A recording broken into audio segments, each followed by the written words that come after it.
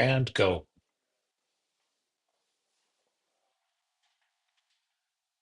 Good evening and welcome to the 2025 All Candidates Debate. We are about 30 seconds out, so make sure that you can hear us and that you can see us, and then we'll start the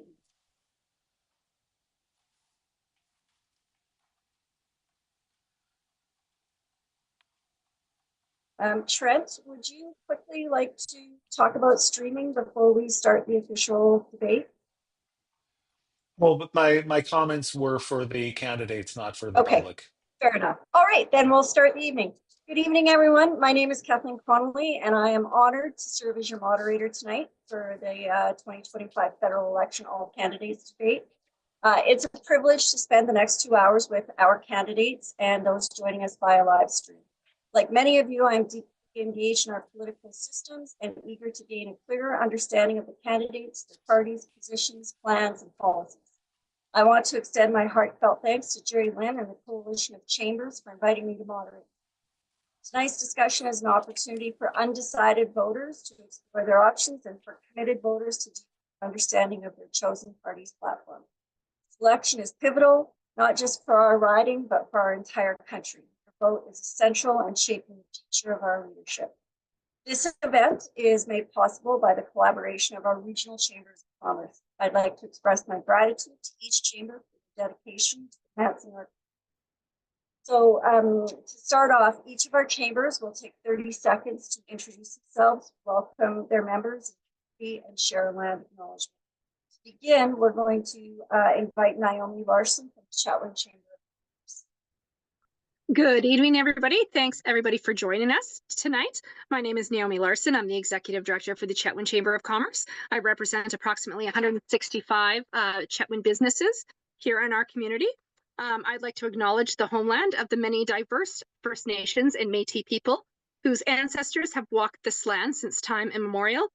We are grateful to live and work and play and learn on the traditional territory of Treaty 8. Thank you, Naomi. Next is Kayla from Tumbler Ridge.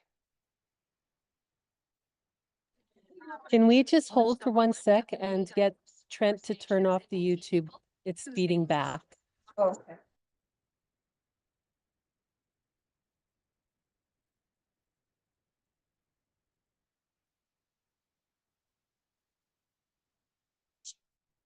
Technology is a great thing when it works.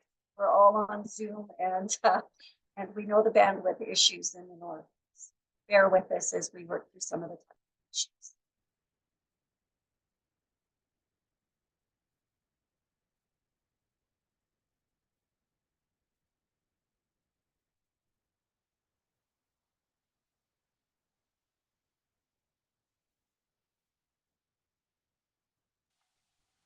Are we ready to go? Okay, see if that works. I don't know where that was coming from, but I've quit everything else. Okay, Trent, thank you.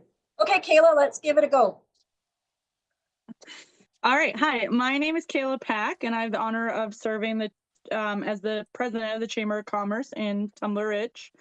I'd like to respectfully acknowledge that we are gathered today on the traditional territory of the Treaty 8 nations and the ancestral lands of the Dunaza and Cree peoples. We are grateful to live, work, and build community here. On behalf of the Chamber, I want to sincerely thank all the candidates for putting their names forward and being part of this important democratic process. And a special thanks goes out to our Executive Director, Jerry Lynn Kirk, for her incredible work in organizing tonight's All Candidates Forum, along with the other Chamber Executive Directors. Events like this are no small task. And as we are grateful for the energy and care she and all of the other Chamber Directors are putting in tonight to put into ensuring that the residents have access to informed dialogue. Thank you to all the other chambers participating and supporting local democracy throughout the region. Thank you so much and enjoy the night. Thank you, Kayla. Tracy from Mackenzie. Good evening. I just want to welcome you all to the All Candidates Forum tonight. I am Tracy Medley as the Executive Director for the Mackenzie Chamber of Commerce, and I acknowledge that we live and work within the traditional territory of the Secondary people of the McLeod Lake Indian Band. Thank you so much, Tracy. Next, we have Monica from Dawson Creek. Hi and welcome everybody. I'm Monica Rogers and I'm privileged to be president of the Dawson Creek Chamber of Commerce.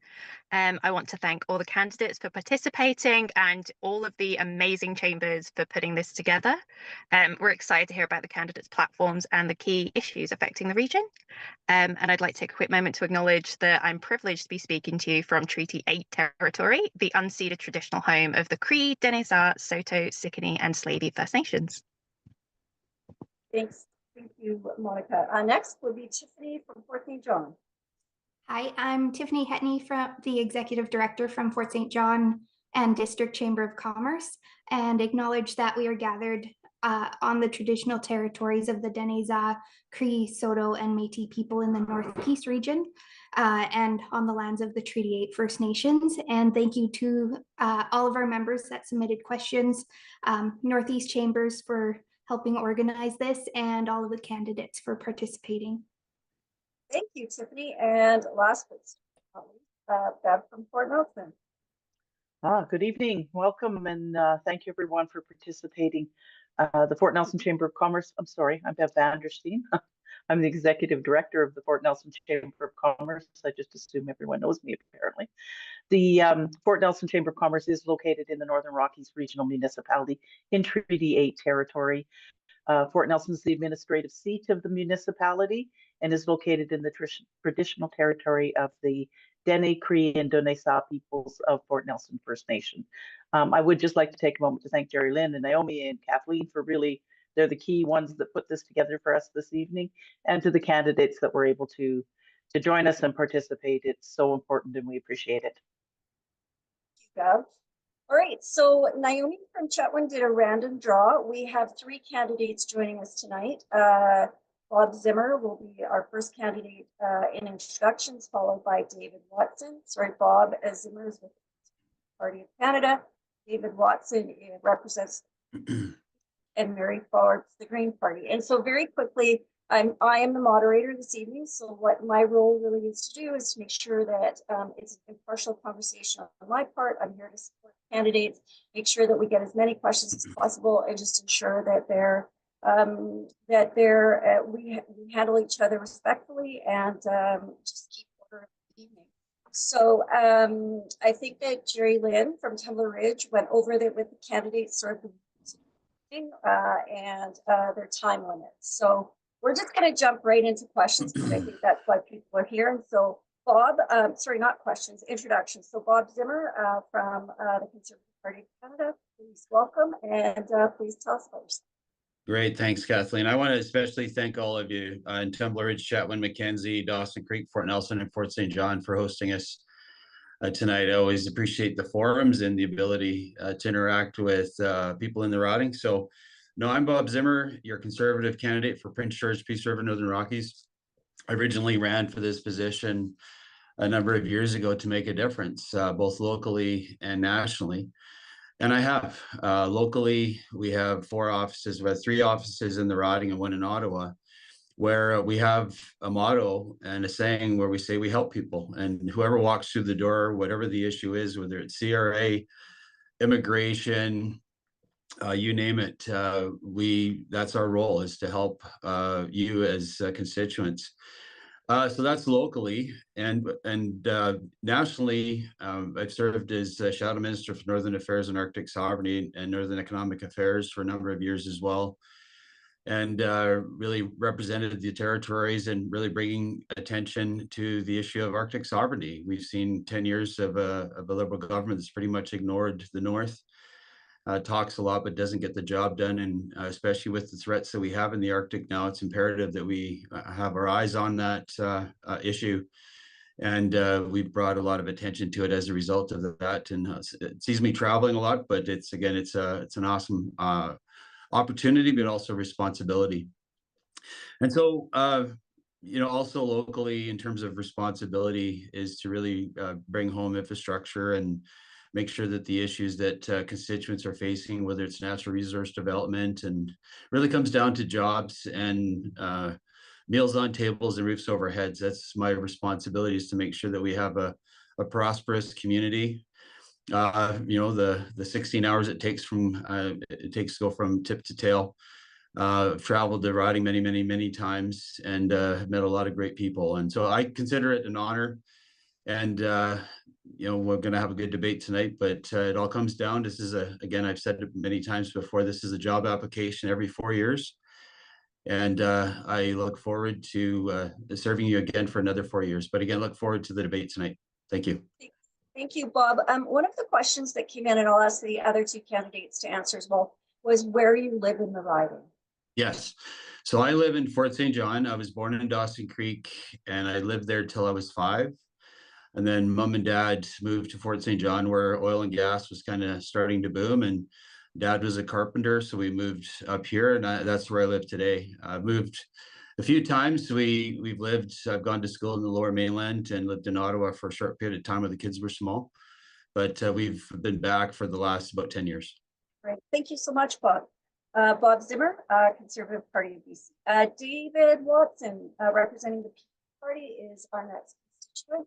The floor is yours, David. Thank you very much, Kathleen. My name is David Watson. I'm the candidate for People's Party of Canada for this riding, Prince George, Peace River, Northern Rockies. I have a lifetime of experience doing many things. I think I'm older than everyone except for maybe the NDP candidate. But by all means, that doesn't mean that I have no experience or things like that. I have a very broad experience background from being an officer in the Canadian Forces Reserves. I've also been a biathlon coach, and I've done many other things in the sales and management side of things, as well as being an investment and financial planner. I've also been a computer tech and a network administrator for a power company in Alberta. I currently live in Bear Lake, BC, which is about halfway between Prince George and Mackenzie. And I grew up in Vancouver, spent the first almost 29 years of my life there, and moved to Prince George, and we lived there for about 7 years. And then work moved me to Regina, where I spent about 5 years there. And then work moved me again to Alberta, which I spent about with the same company. I spent another 5 years or so there. And then I changed companies and I changed industries. And that's when I started in the military as well. I went into the computer side of things, and I did that for about 20 years. And then I started to get a little bit tired of doing the same old. So I decided we were going to come back to BC. We looked for a place, and we found a place here in Bear Lake. When I'm not on the campaign trail right now, which is not at all at this point, but I'm the postmaster for Canada Post here in this community. Beyond that, I don't know a lot that I can say about myself. I have traversed the world over, basically. I've been to Egypt, and I've been to many parts of Europe, Germany, France, Czech Republic, Austria, many different areas, Turkey as well. And I've seen a lot of things, and I've met a lot of people. And all my conversations through that whole time has just given me an appreciation for the richness of human spirit and the strength that everyone has. Thank you. Thank you, David. Mary Forbes, welcome, and introduce yourself. Thank you so much, Kathleen. I appreciate this opportunity to speak tonight in the traditional and unceded territory of the Danzé people and Cree and Treaty 8 nations. And Bob kindly recognized many of our communities, but there was a couple you missed, and I'd like to point them out. The Fort Nelson First Nation, Blueberry, Halfway River, and the territory, of course, includes larger places of Macleod Lake, of course, as well. But the region that we're representing, this electoral district, includes also the Clately Tenay and the Simp First Nation, and some folks that aren't included in Treaty 8. And I may have missed some, but I'm new to this region. You asked where my home is, and I'm in Williams Lake, which is not in this electoral area. I'm just south, I'm the Caribou Prince George. And while Ottawa has drawn a line between where I live and where this region is, I feel like the concerns that I have where I live is the same things that you're experiencing. We work in resource industries, we're industrious and creative. I like to think of myself as a redneck with a green heart. I love the places where I work. I was an archaeologist in Fort St. John for 7 years. I'm a homeowner there. Spent some time working up on the Sierra Dresdan out of Fort Nelson, and spent time working with the projects that we're running for oil and gas in the regions that are represented by these chambers today. Thank you all of the chambers who made this opportunity for democracy happen today. One of the questions I received in the ensuing questions that you get from newspapers was, tell us what you know about coal mining. And I was like, not very much. I knew about oil and gas, and I know about wind and solar and hydro, and not nearly enough about coal. And I felt like it was a really great opportunity to do some learning. And what I remember as a child is my mother's home was heated with coal, and that she snored horribly and her little sister would throw coal at her from the top bunk. That she describes her singing voice like a cinder under a door, also referring to coal. I've learned about that there's different types of coal, and that each one provides different energy sources, and that they're used for different purposes. Some of them are used for energy, and some are used for creating steel, specifically like the kind that's being used in metallurgical coal that's extracted in Tumbler Ridge. I'm interested to learn more about what's happening in Tumbler Ridge because I don't know nearly enough, and I look forward to the opportunity to learn as much as I can with you. Now, I graduated as an archaeologist from Simon Fraser University in 2001. My first job was a forensic search technician on the Picton investigation, helping find closure for some of the women from the Trail of Tears. And a part of why I'm running is because I want to see justice for the missing, murdered, and Indigenous women and girls of this region. Thank you.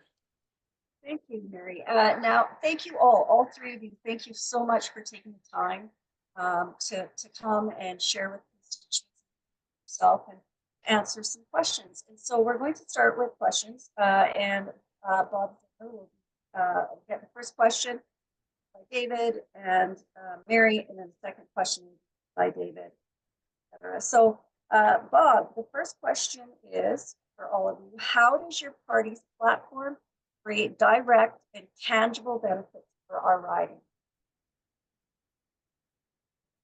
Sorry, Kathleen, you're breaking up a bit there. Sorry, let me try that again. Yeah. How does your party's platform create direct and tangible benefits for our riding? Yeah, great. Yeah, I heard that. Yeah, thanks, Kathleen, for that question. You know, simply put, we're a pro-resource development party. We know that for the future of Canada, we need to develop our resources, and we have a great example, actually many great examples.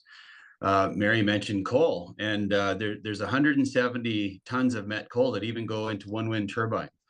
And so resources are going to be needed. They're needed now, and they're going to be needed well into the future, and they come out of our routing. So whether it's met coal or whether it's liquefied natural gas, that if we get it to market, we can supply many of our northeastern British Columbians with jobs, and a world that needs energy and actually reduce emissions while doing so.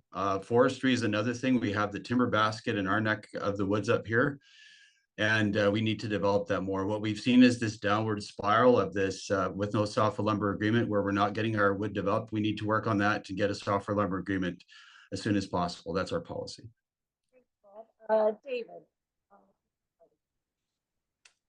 I didn't hear you at all there. You're next. Did you hear the question, David?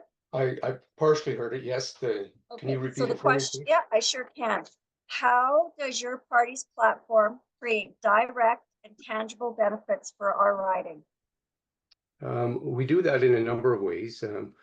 Some of our basic core identities for the party are freedom of expression, and also responsibility, respect, fairness. And through those things, we will do almost everything that we do. We also believe that with our economic expectations coming, we're going to reduce consumer taxes to two levels only, and business taxes will be reduced as well. Those are very direct. We're very pro-resource, and we'll use those things to help us stir more business development in this area as well. Thank you. David, Mary. Thank you for the question. The Green Party's platform about how we'll be able to support industry in this area. Every skill set that's already out here are the industries that are needed for a changing economy. I'm not saying that we can move away from oil and gas or coal, definitely not right away. I'm currently housed in a cube truck in a parking lot, and it's not an electric one for sure. So there's a lot of work to move forward, and we need the skills that people have right now on the ground to move forward into a new greener economy. What we'd like to see happen is to support other industries with subsidies besides oil and gas, to see subsidies going towards wind and solar and opportunities for folks to put those solar panels on their roofs and be able to pay a little bit more of their bottom line out without caps, to ensure that everybody has an opportunity to be a part of a new energy economy for our future. And I'm really glad for the opportunity to represent this riding with a voice that's a little bit different than you normally have. Thank you very much. Thank you, Mary. All right, David, are you ready? Can you hear me? Can you hear me, David? He's on. David's on mute. Sorry about that. You wanted me to talk about the same thing we just talked about? No, I'm going to ask you your next question. Oh, okay. No, that's fine. So Go you'll ahead. start, and then Mary, and then Bob. So small and medium-sized businesses are the backbone of the Canadian economy, representing over 98% of businesses and employing 64% of the workforce.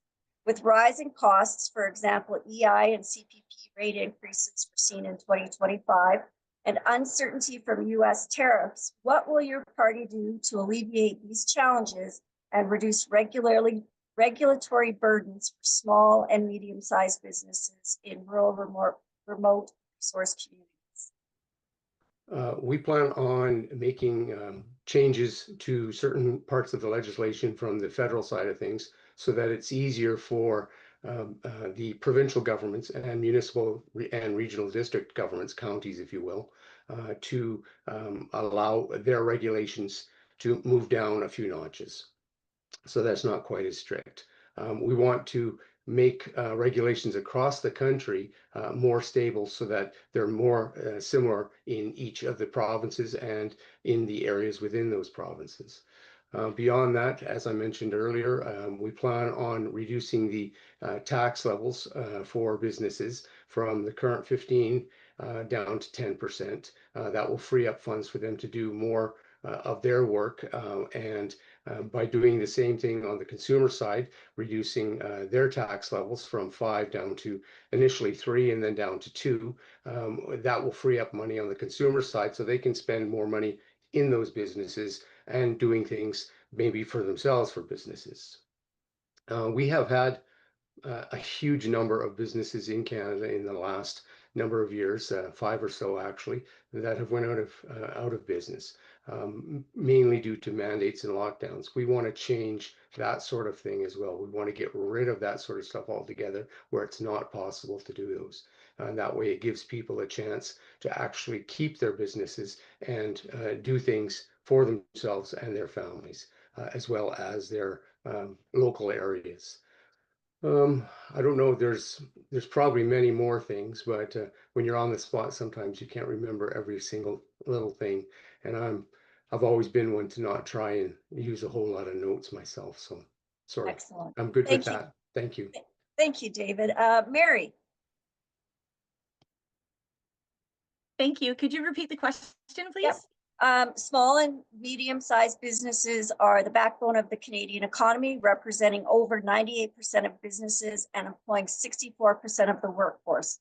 With rising costs, for example, EI and CPP rate increases in 2025, and uncertainty from US tariffs, what will your party do to alleviate these challenges and reduce regulatory burdens for small and medium-sized businesses in rural resource communities?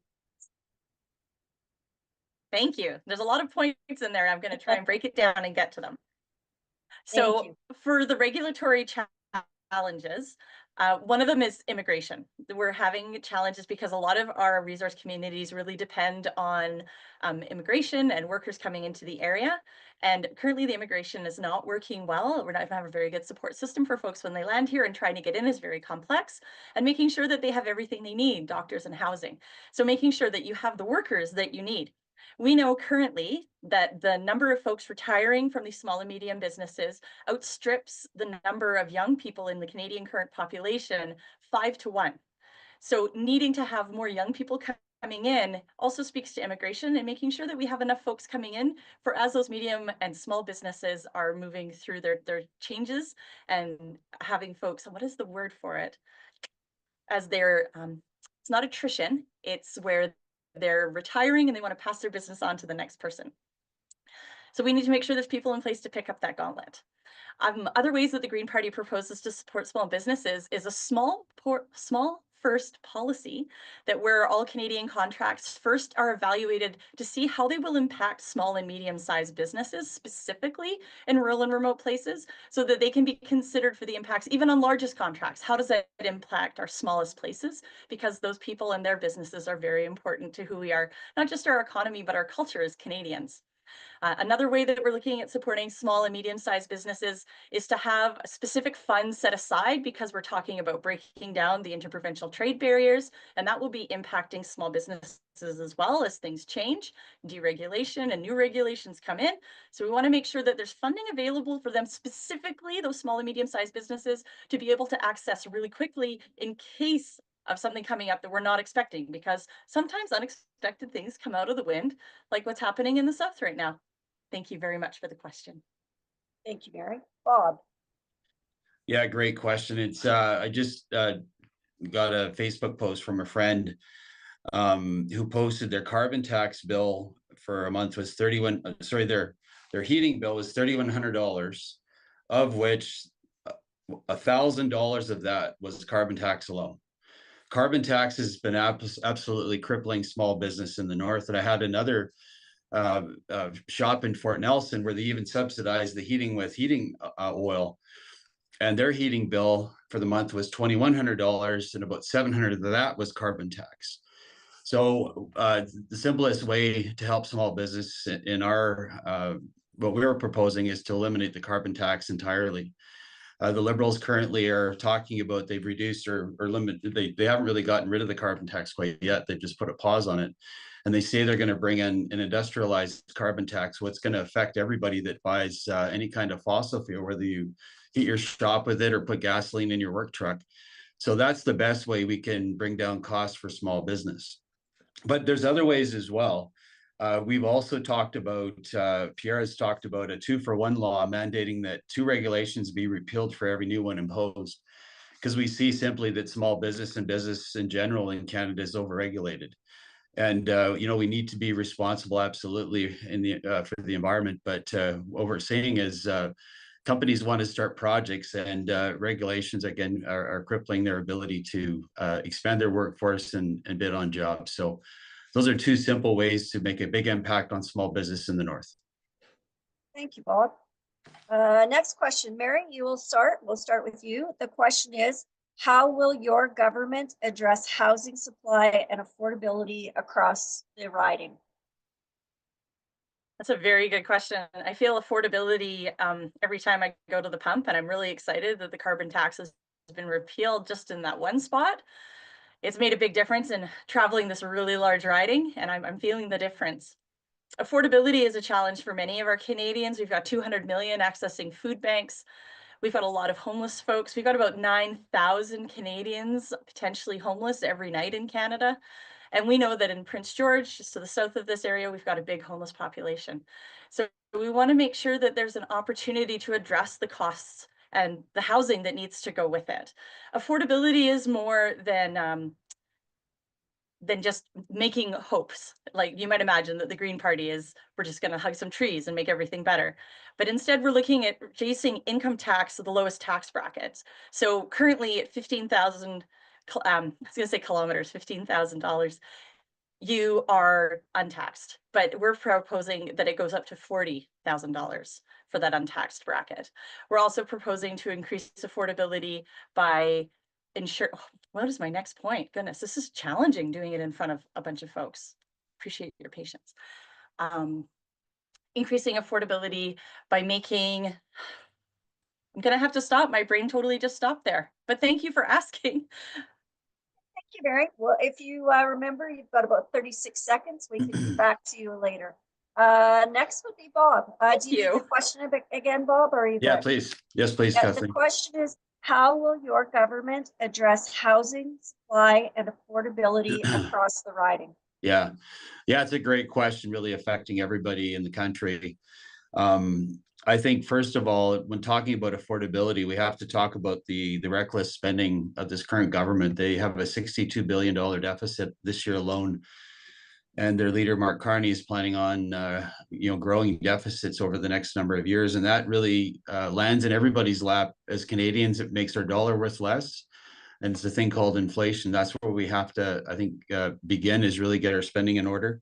But specifically around housing, red tape is one of the biggest issues, especially in bigger centers. And we've seen that in Vancouver, just administrative costs are $1.6 million per house, which is just crazy.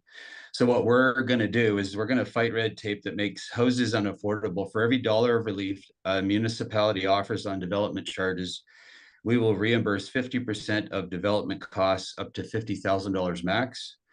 We will also make, and this is a big one, GST free on first-time home buyers, up to $65,000 on houses under 1.5 million.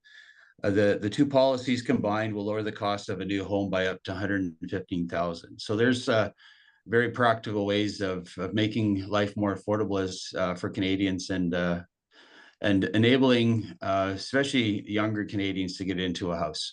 Thanks. Thank you, Bob. I'm going to ask you the next question because we're going back around to the start. So the next question is, what investments will your party make in rural transportation infrastructure, including bridges? I think David still had to answer that, Kathleen. Oh, David, did you answer? I'm so sorry. I'm so excited to get to all the questions. Please, David, do you want me to repeat the question for you? Sure, go ahead. Yep. How will your government address housing supply and affordability in rural communities? Well, many people realize that our housing supply, our housing affordability, everything really surrounding housing is something that is a cause and effect type of situation. The cause in this case is that we have massive immigration that has come in the last 5 years. And even before that, we had substantial immigration. But that massive immigration has put us in the hole by a long shot.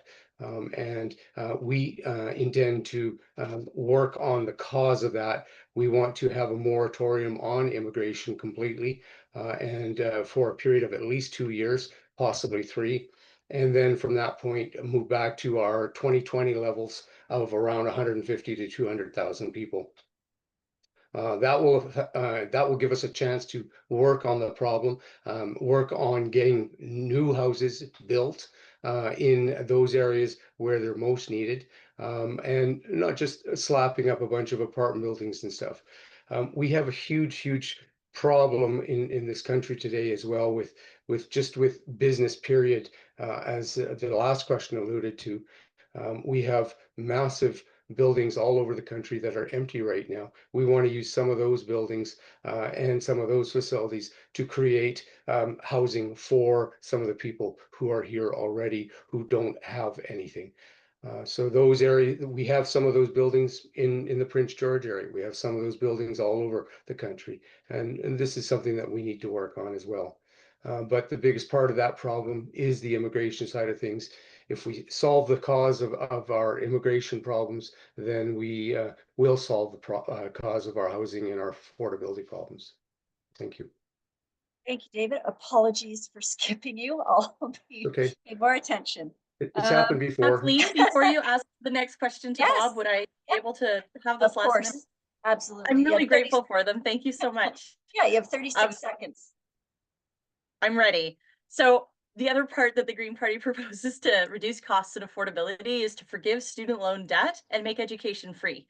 So it'll allow movement within jobs to be able to get the training that you need. And if you need to upgrade, it's not a, oh, I can't afford it, or how can I do it with my jobs? You'll be able to just go to school, get what you need to learn, and get right back into the job market, or do it at the same time without hurting your pocket. Thank you for this opportunity, Kathleen. Thank you. Okay. I think we're ready for the next question. Are you ready, Bob? All right. So the next question, candidates, is what investments will your party make in rural transportation infrastructure, including bridges, roads, rail, and airports? And how will your regional support regional airlines to maintain affordable air service? So I think we'll break this question into two, actually. The first question is, what investments will your party make in rural transportation infrastructure, including bridges, roads, rail, and airports? Yeah, thanks, Kathleen. I'll just speak, I guess, on our previous record, and I've always been an advocate for infrastructure locally.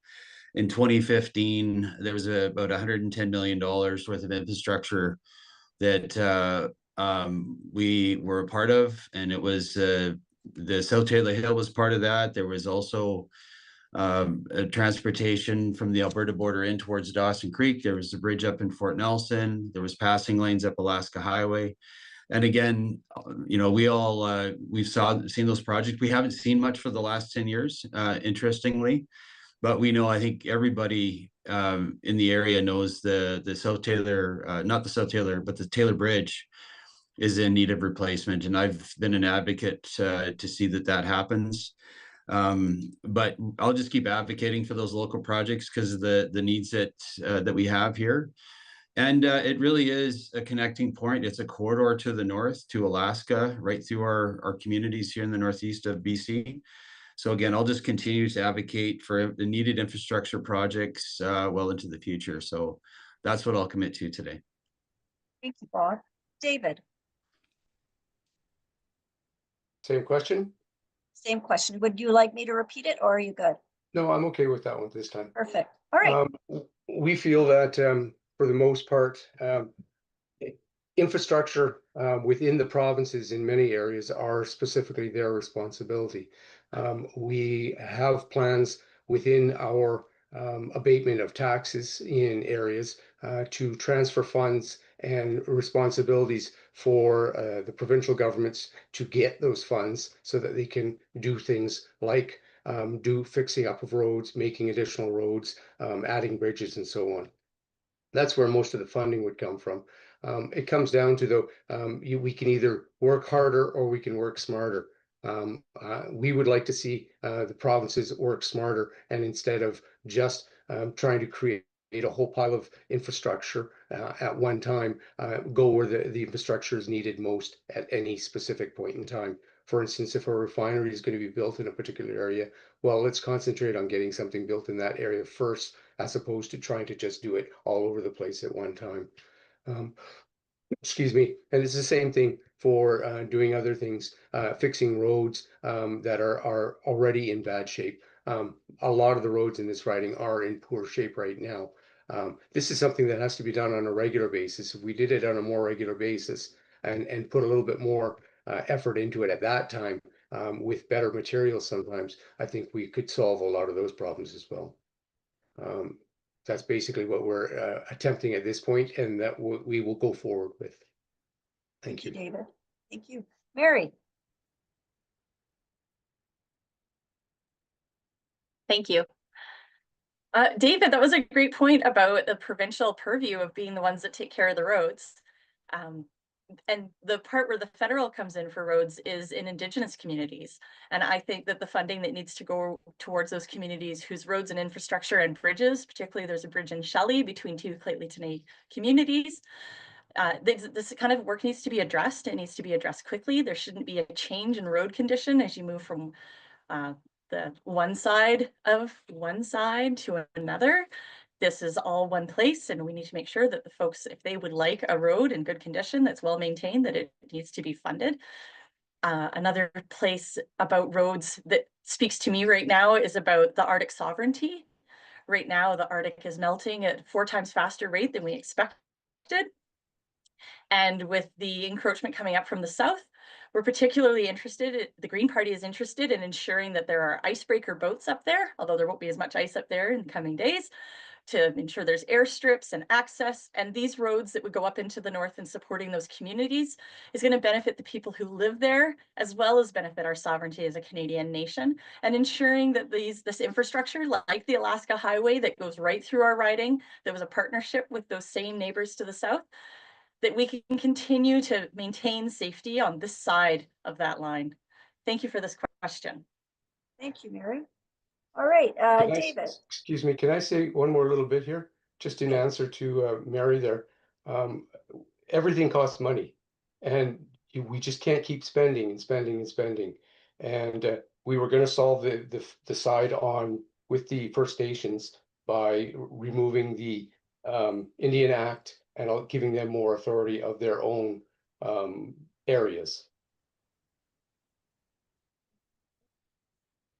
Are you ready for the next question, David? Okay, so the question is how will you support, your party support regional airlines to maintain affordable air service for remote communities? This question came from Fort Nelson. Regional airlines are something I don't know a lot about, to tell you the truth. I do know that they are covered under federal government regulations for flight because of the airspace and so on. But there's not a lot that I really know. So I honestly, I can't tell you a whole lot about what's going to happen in that particular case. I would like to see better flights and more flights myself. And I would probably agree to work towards those sorts of things. But beyond that, honestly, I don't want to tell you that I know about this because I really don't know a lot about it. Thank you. Thank you for that, David. Mary. Regional airlines in the north, trying to get a ride to get somewhere. And even if it's just like, I need to go down to Fort St. John because I'm having a baby and 4 hours down a road without cell service, like making sure that we have those opportunities and the ability to get the places we need to get to. And if it's for business, that's great too. I think there needs to be an opportunity for us to be able to use regional airlines more effectively and to run it on the way that other communities have successfully done it. The one that I always like to refer to is the airline out of the Yukon Air, run out of Old Crow by an Indigenous community and company. So if you fly to the Yukon, for example, out of another remote area, like say from Fort Nelson, and you've got a connecting flight, let's imagine it goes right to Vancouver. And you have a connecting flight that goes up to the Yukon, that flight is only $100. So finding ways that we can make those kinds of like great ideas that have already existed work in our region, look for great examples of things that are already working, and then apply them here. And that's as much great ideas as I have about airlines right now. It's a good question. I'm glad you asked about it so I can learn more about it. Thank you. Thank you. Bob Zimmer. Yeah, great question as well. Yeah, a previous example too, I remember being up in Fort Nelson where the capacity was challenged there. There was so many planes coming in. I think, again, Fort Nelson residents will remember this. So much activity that there was too many planes to fit the current runway space and the apron space. So we were a big part of, I think it was about $3 million to extend the aprons. We're very supportive of supporting our local airports across the region, whether it's with snow clearing equipment or fire equipment, etc. Specifically on supporting regional airlines, I think there needs to be a business case for those airlines to operate within those areas. And I think, again, Fort Nelson is the example. We have a great field of natural gas up there that just needs to get to market. We have forestry up there as well. We have, provincial and federal governments that don't seem to be too interested in natural resource development. And that's why a lot of that industry has been temporarily slowed or shut down. But I look forward to having a conservative government where we're going to appreciate our resources and our resource workers and get those resources developed again. And there will be a business case once again for regional airport service to Fort Nelson and other communities. So no, we absolutely support local airports. They're absolutely imperative to our communities, and will continue to do so into the future. Thank you, Bob. David, you'll be starting this round. Understanding that provinces deliver health care while the federal government funds and regulates it, how will your government address disparities in rural health care delivery, such as long emergency wait times and reduced hospital services? Well, that's a good question. We spoke a little bit about it last night as well. One of the things that we'd like to see is an abatement from the current Health Act and change it into a mixed private and public system where we provide health insurance for every single citizen, and that health insurance then allows them to go to the private side or the public side, whatever one they choose to go to make the doctoral care, shall we say, in the rural communities more available. We'd like to see some mobile units that can travel to some of the small communities. We'd also like to see doctors do some of their training after they are finished in university in some of the smaller areas, as opposed to just going to the big cities and getting work that way. I know that happens in Fort Nelson already and in some of the other small communities around the country, but it's not a very common thing, although they are trying to make it more common all over the place. Those would be the main areas that we would do and work on. And beyond that, it would be talking to the individual communities and seeing what they could come up with for themselves, and then maybe possibly providing some funding for those sorts of things. Thank you. Thank you, David. Mary. Thank you for the question. Could you repeat it, please? Yep. Understanding that provinces deliver health care while the federal government funds and regulates it, how will your government address disparities in rural health care delivery, such as long emergency wait times and reduced hospital services? Thank you. One of the long emergency wait times or even emergencies being closed is about doctors just not being available. My mother was in the hospital in Williams Lake for a while, and then she was moved to Clearwater, which is 3 hours away. And for an elder with mental issues, being in a place where she has no recognition of what's going on is extremely stressful. So what the Green Party proposes to address some of these rural issues and these costs includes creating a federal program that includes not only pharmaceutical care that's covered, but your vision, your dental, all of that is financially covered, because already you're going to have to travel a distance potentially, and but also to include mental health. Ensure that mental health is covered as a part of what we're doing to ensure that rural communities have access to this and that it's fully funded. Because we need parity. We don't need to just take care of our physical bodies. Our mental health is so important. And while we'll happily put our glasses on and show that we've got a visual disability in our head, we won't necessarily say that we'll put something in our brain and say that we've got a mental disability. And it's really hard for people to move forward with this, but it really needs to be addressed. For other costs, something that we can do to address this shortage of doctors is making sure that in our immigration policies, and particularly with what's happening down south, making sure that there's an opportunity for those doctors who do wish to move here, have a really quick transition. And those doctors, when they come here, are businesses. And when you come here to be a doctor, you also have to set up your practice, make sure that there's already something in place for them to be able to move into, set up places that are businesses that they can move into with nothing else to get in the way. Another option that they could look into for like the longer emergency waits is that making sure that we have support and enough places for people to learn, so that there isn't just one new medical college coming up since 1956, that we have several learning opportunities that you could be learning in community to be able to learn the very best skills and apply them to the people who need it, who are your neighbors. Thank you for the question. Thank you, Mary. Bob. Thanks, Kathleen. We're going to establish a Blue Seal national testing standard to get a license in regulated trades, starting with doctors and nurses, but continuing until all regulated professions are covered. So, because we've seen the shortages used to be in just remote areas, there really doctor and nurse shortages all over Canada.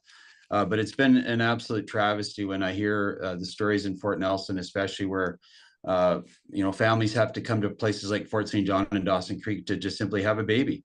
And it's a shame that families have to leave just to get healthcare services.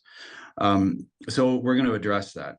To address or to establish the Blue Seal, we will work with provinces and the healthcare sector to establish a national competency body that will set standards, just like the Canadian Council of Directors of Apprenticeship does for the Red Seal certificate that exists for many skilled trades.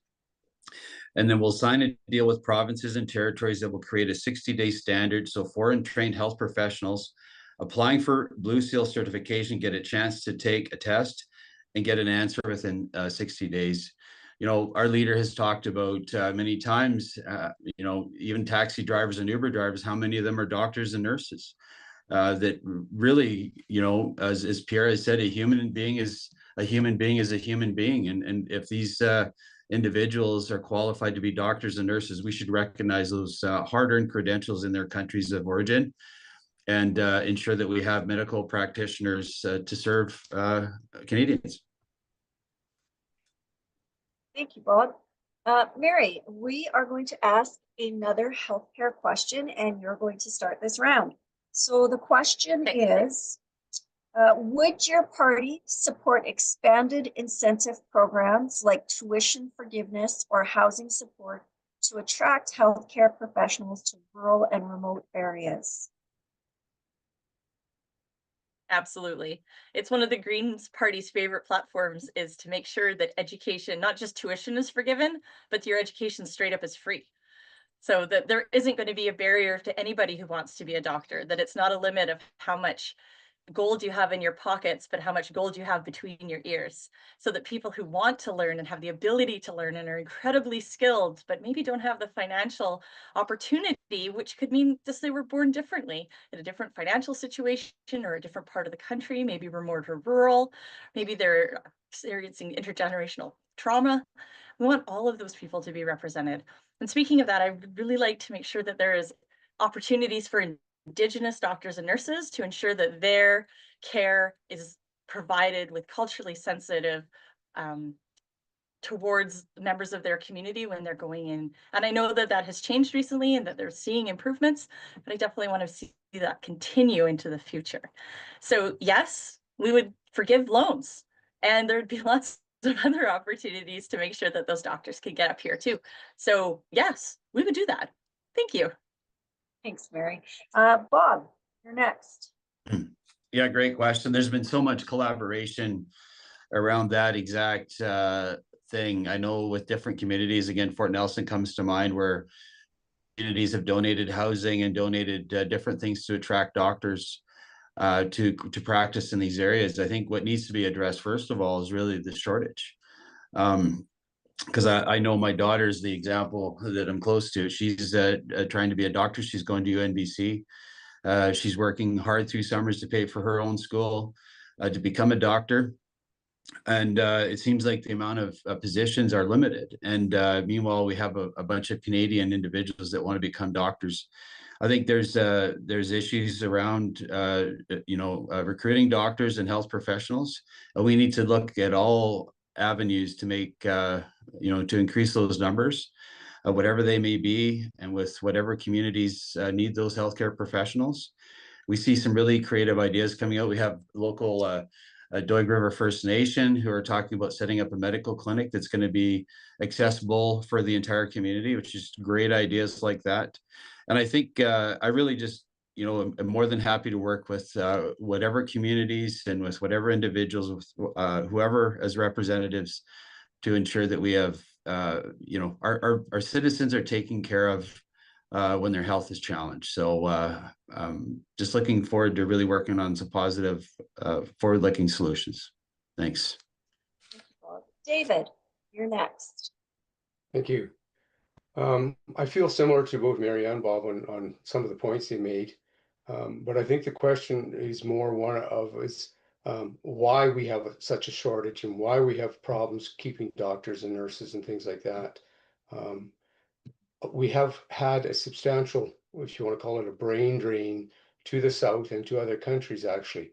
And we've also had a great many doctors who've just decided it's time to retire. So if you start looking at the whys in those particular situations, quite often we find two things. One, it's economics, and the other one is immigration. They've had themselves overworked, and they have basically burnt themselves out because they've had to deal with too many people in too short a period of time. The other thing is on the economic side. The governments have cut back on the amount of doctor or patients that the doctors can see. Typically, a doctor is allowed to see 50 patients in a day now. And as soon as they hit that time limit, they're done for the day. They can't usually go on and do any more after that. So we're looking at a number of different situations. And although it would be great to have loan forgiveness and grants and all that sort of stuff, again, we have to look at the economic side as well. The country is in very, very poor shape right now, as far as money goes, as far as the public goes. We need to fix the base problems that we have in this country before we can do a lot of that other stuff. If we don't fix the base problems, we're not going to have the money to do it. And it's nice to want to do it. Excuse me. And it's nice to say you will do it, but it's a whole nother thing. And Bob knows this. It's a whole nother thing actually getting it done. Thank you. Thank you, David. Next question, I believe, would be Mr. Zimmer to start. So actually, Bob, this was a question that came from Fort St. John and was directed specifically to you. So the question was, and I'll read it in its entirety. I've learned right my entire life. One of my primary concerns is fiscal conservatism, balanced budgets, and rising public debt. The Conservative Party has historically championed this topic. I am concerned about my kids and grandkids paying for our expenditures today and the impact it will have to their overall prosperity. With the substantial changes that the Conservatives are proposing to make to capital gains taxes, my question is, how do the Conservatives ever plan to return to a balanced budget with those changes? Is this not an issue that the Conservative Party cares about anymore? Yeah, I'm not sure what the capital gains question is. Were they more specific about that, Kathleen? No, that's the question in its entirety. Yeah, no. Well, I can tell you, our leader Pierre Poilievre, first and foremost, dollar for dollar is a big part of, if we offer up a policy, it needs to be paid for, and it needs to either be the dollar for dollar, the same as is the cost is basically nil, or we actually save money. And I know the challenges are before us. We're going to take over a $62 billion government that's got a $62 billion deficit, that spends $21 billion a year on consultants. We're going to half that. We're going to remove $10 billion of that. And there's many other cost-cutting measures that really need to take place to get us back to balance, but it's going to take some time. So, I think the key is that you can't do everything overnight. We'd love to, but it's going to, again, take some time once we get there. We've been not in government for 10 years, and we've seen these guys increase the debt. It doubled from just over 600 billion to 1.2 trillion. And Mark Carney is talking about spending a whole bunch more in the future, even more than Justin Trudeau spent. So no, I can tell you this. I know Pierre Poilievre very well, and he's a person that wants to get back to balance as soon as possible. But we need to be realistic, and we're going to be, but we're going to get there. Thank you. Thank you, Bob. David and Mary, I wonder if you would like to speak to your party's positions on balanced budget and rising public debt. I can do that first if you like. Yeah, please do. The PPC, if we were to form government, we have a plan to balance the budget in the first year. And we would then use any surpluses created in years 2, 3, and 4 to apply to some of the types of programs that Mary has so generously suggested. for everyone. It comes down to literally fixing what we have got so wrong right now. As Bob mentioned, we have a huge debt already. If we're not going to balance the budget right away, it's just going to get worse and worse and worse. Every single party who's currently has MPs in Parliament has suggested that we have a larger deficit over the next few years because of these spending programs. We can't spend and expect to get things better. We have to stop some of the spending for a period of time. It's not even a question of cutting back on things, although we do suggest that as well. And that's how we would balance the budget in the first year. We would get rid of things like foreign aid, except for disaster relief. We would get rid of anywhere where there's waste within the government. We would get rid of that. We would get rid of many of the programs within the government that cause no good, nothing for Canadians, actually. The PPC is a party that wants to put everything for Canadians first, and we will look at other things after the fact. And the first thing is to get our immigration and our economic side of things fixed.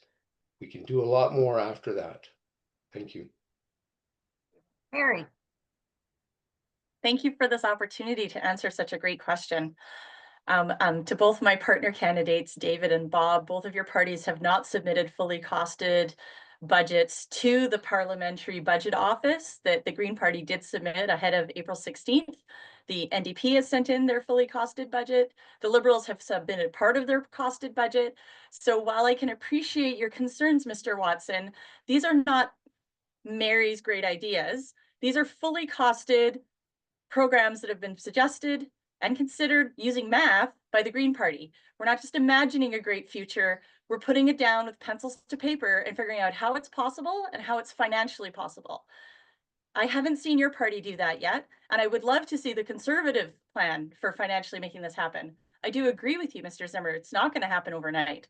This is going to be a slow process, but you got to do some math, my friends, and you got to let all the Canadians look at the math and figure out, does it make sense? So I encourage you to please use your public process to let everybody know how you plan to do these changes like the Green Party has. Now, we appreciate at the Green Party, we're probably not going to form government. But if you're considering voting Green, I want you to imagine that your Green vote sends a strong message to whoever does form government to let them know that you're concerned about the things that are brought up on the Green platform. So every Green vote says, these are things that matter to me in the North. So don't ever think that your vote is a throwaway just because we have a first past the post electoral system. Your vote speaks strongly, and no matter who ends up being in power, that person has to be supportive. Just like Mr. Zimmer has said, he's helping everybody who walks through the door. They support everybody. So if you're Green or you're Conservative, whoever your MP ends up being, they're going to support you. That's their job. So don't let your Green vote be a throwaway. Let your Green vote be a clear message that you want to see some of these changes happen. Thank you for the question. Thank you, Mary.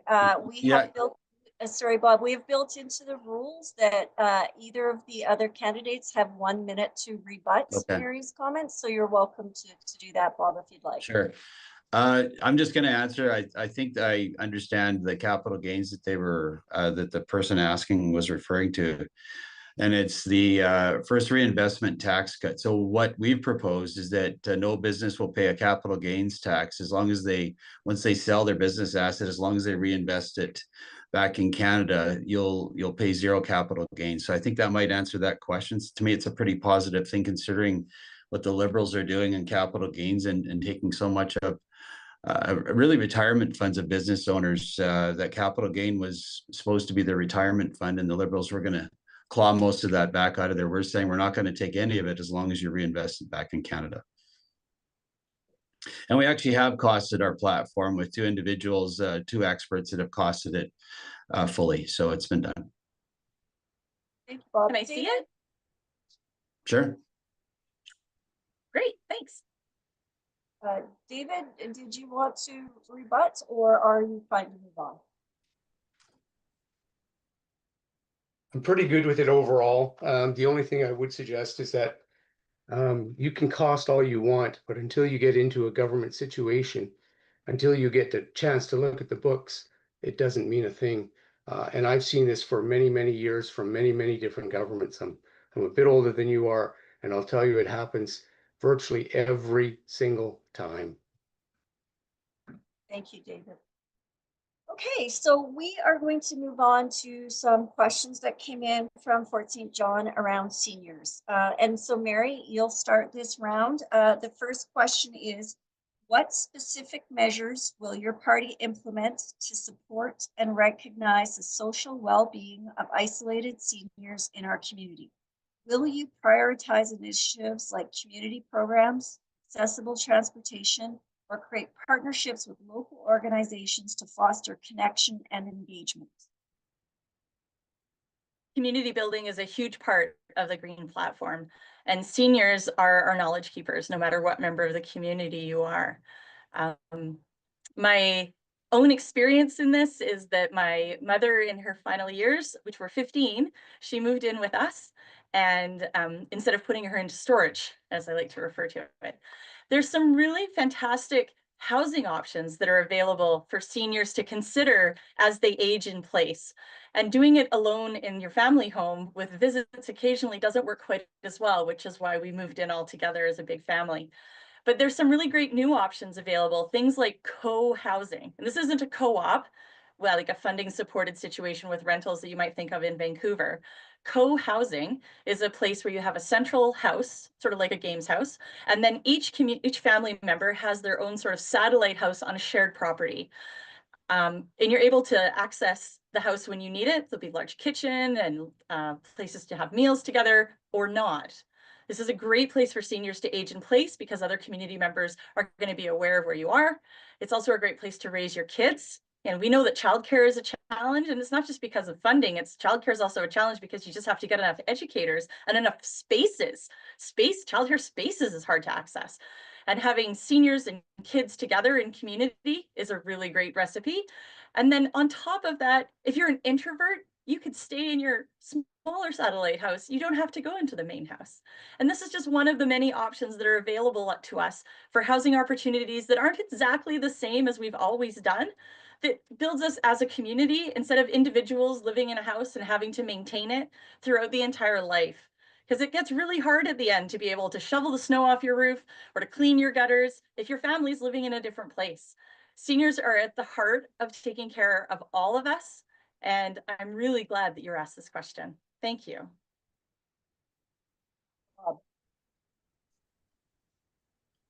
Sorry, was that for me?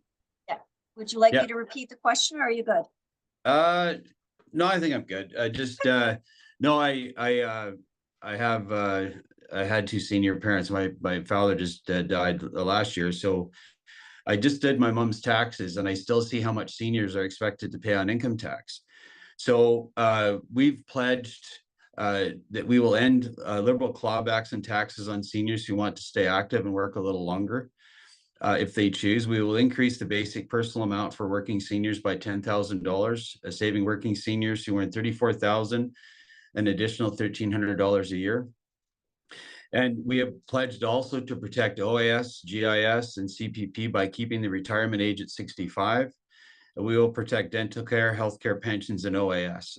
That said, I have a lot of respect for seniors. We grew up respecting my grandma was around on a regular basis, and we just learned to respect our elders and really value them too. And my kids have all been really close to grandpa and grandma and both sides. So we need to do all we can just to make sure that they're honored and taken care of as they live in their 70s and 80s and on. So no, we need to do more and absolutely support our seniors. Thanks, Bob. David. Yes, we do have to support our seniors, and one of the best ways to support your seniors is to allow them to either not pay any taxes at all or reduce the tax levels. And we've suggested that we will reduce the tax levels for everyone, and that will allow them to have more money, period, to do many things that they want to do. As far as the housing of seniors goes, Myself, I personally like many of the senior centers that are around that give a small or smaller a facility for 1 or 2 people to live in, and then they have much less to take care of on the outside because there is staff to take care of things on the outside of the building. We do not have a specific policy on seniors housing. It falls more in line with our general housing outlines. I don't know what I can say more about that particular side of it. But we also propose that capital gains would be eliminated altogether. So that would give people a much greater chance to pass that money or those structures or that property or businesses onto their children or other family members. And those family members would, I'm sure, at that point have something to do with taking care of those seniors as well. Thank you. We have 3 questions. So next question, we'll start with you, Bob.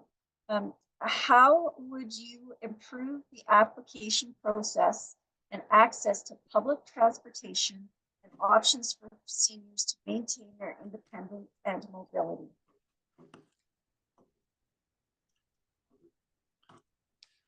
Can you repeat that, Kathleen? Yeah, I sure can.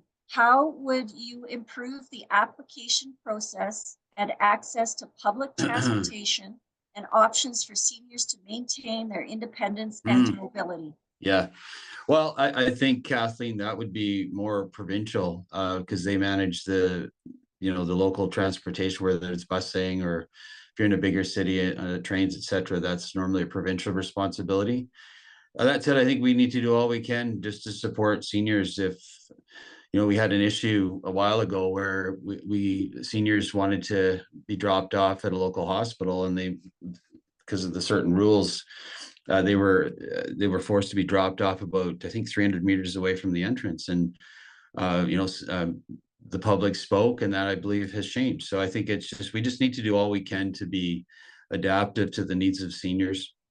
We have some great hospitals and great seniors facilities up here, and provide a great service to our seniors in their 60s, 70s, and 80s and beyond. But we just need to help them in any way we can. So whether that's provincially, municipally, or federally, we need to work together to ensure that it happens. Excellent. Thank you, Bob. David, did you want to respond to the question? Sure. I've partially responded to it earlier as well already, but the PPC suggests tax abatement in a number of areas, and that will free up income. One of the areas that we have suggested is by taking and getting rid of the GST altogether. That would be an area that the provincial government then could use if they chose to put some of those the taxes that they could generate from something like that on their own side into things like providing transportation stuff. But as Bob said, transportation, especially inside individual provinces, are up to the provinces, and there's not a lot we could actually do except provide either the actual funding or the way for the provinces to use that funding. It is an important area, though, because I know in my area here, the town is predominantly seniors, and we have no busing. We have no transportation except for people who drive in and drive out, and they often take others in with them when they go in. So it's just one of those things. There is a provincial bus that comes through the area, but they only come through the area, I think it's twice a week. So it's really not a great service to have either. So unless you want to hire a cab to get from here to Prince George, it's about $180. It's a kind of bad. So it's something that it is important, but it's not a federal responsibility per se. Thank you. Thank you so much. Mary. Yeah, seniors access to transportation is really important. And the loss of their ability to travel in their own vehicles is a really challenging part in their lives, because that was their ticket to freedom for years, and especially in remote places where we live. but many of our seniors realize that their response times can be a little bit shorter. They need to have access, and particularly if they're dealing with situations in their health like dialysis that requires very early visits to the hospitals, and you need to be there in a certain window of time because you have to meet your appointment with your dialysis bag. Handy Dart exists in our communities, which is provincially run, but there's a process and application that makes it really challenging. And that was a part of the question that I really appreciated that they asked. So making that process easier. Now, we used to have a federal health nurse that would travel through this region and they would support people at home, ensuring that they had the access that they needed. And federal health nurses still can exist. And it doesn't mean that we couldn't bring that back. So perhaps it would be a part of the program where we're able to create them to fill out those applications for people that find it really challenging because paperwork isn't a pleasure for the best of days. And the cost, for example, for Handy Dart, making the payment can be really challenging. You need to have your bus pass, depending on what region you are. If you're in Prince George or if you're in Fort St. John, it's a different process. You aren't allowed to bring cash to pay. You have to prepay. And it's really challenging for seniors. This process of loopholes and hoops they have to jump through just to get to their appointment on time is ridiculous. We need to be able to support our seniors to get the needs that they have addressed quickly because their time is precious and we need to make sure that they get the care they need in a timely manner. And I think that it's perfectly feasible for we to have federal health nurses to be able to support our people on the ground. Thank you very much. And the third question around seniors, we'll start with you, Mary. The question is what steps would you take to increase and support the, oh, sorry, that's wrong. Just give me a sec. How will you ensure that your promises to seniors are actively supported and completed after the election? Will you commit to regular progress updates such as quarterly reports, public town halls, or advisory committees with senior representatives? Heck yeah. I definitely want to meet with people on the ground and be giving them quarterly, even more often, reports so that they can see it. And it's not going to just be a flyer in your mailbox. There'll be an opportunity for you to come to look at the whites of my eyes. And I appreciate that offices are available in places, but maybe not remotely or in our rural places. So being out there to make sure that you can access them for whatever is happening in the area so that you can ask your questions and have help to get through it. That's the job that is the MP. So most definitely, I would make that available for our seniors in this region. I'm really glad that you asked this question. And it's so easy to answer that that's all I have to say.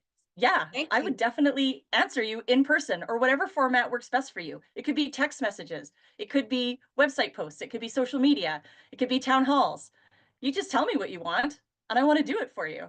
So thank you very much for asking. Yes, I want to tell you what we're doing. And then I want you to tell me how we can do it better. Thank you. Thank you, Mary. Bob.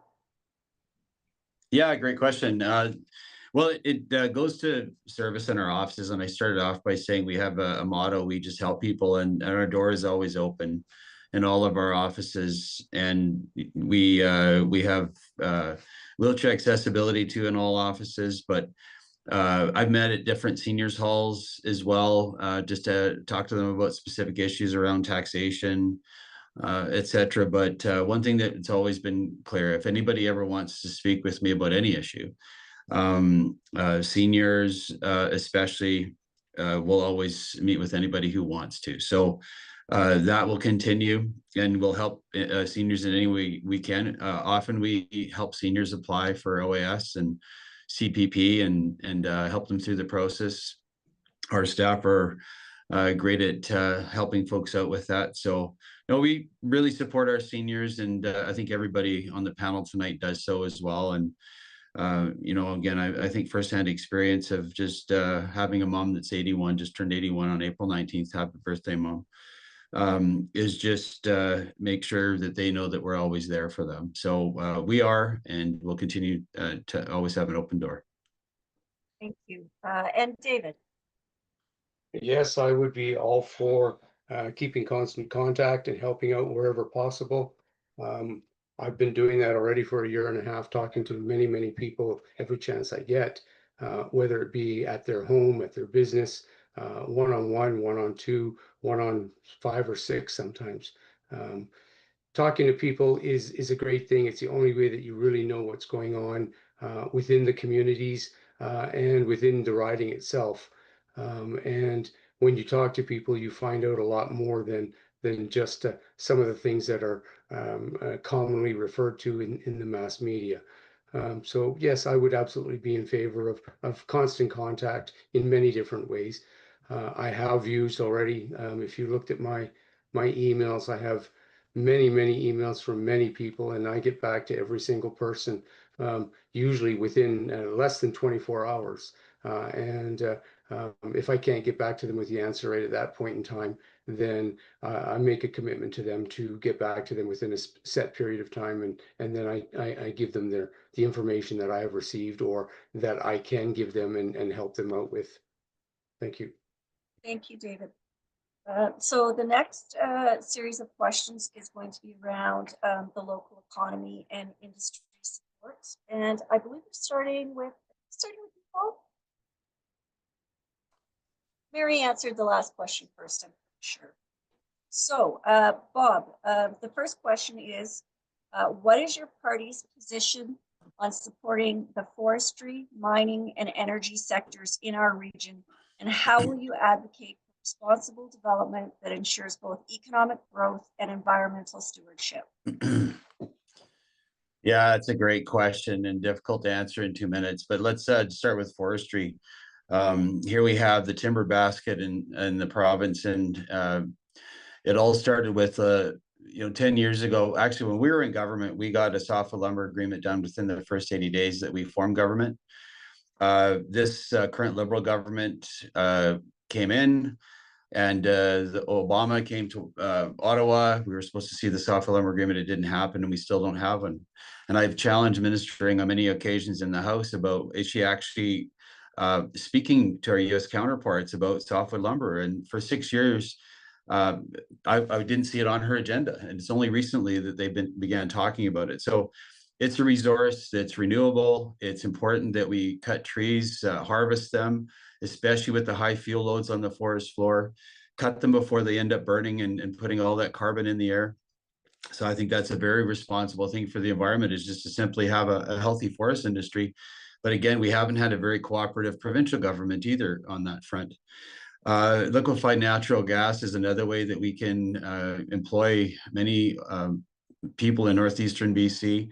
The gas that flows to the LNG Canada project comes all from northeastern British Columbia. It goes in a pipeline at Ground Birch and goes all the way to Kitimat, BC, to be shipped off to countries that not only need the energy to keep warm and to be used for electricity production, but it's also it's given to allies, right? These countries, actually, it's not an option that they have this energy, they need it. And we can actually reduce emissions by doing so. So there's 2 great opportunities to do what's great for the environment and also do what's good for resource development and also job creation in our communities. Thank you, Bob. We do have several questions around this, so I'm sure you'll be able to touch on some of the other points. Good. David. Yep. Yes, we're all for resource development, resource use, whether it be lumber, coal, gas, oil, what have you. We're also in favor of making use of hydro wherever possible. Unfortunately, with many of these things, we also have to work with the provinces, as in many areas of what we deal with.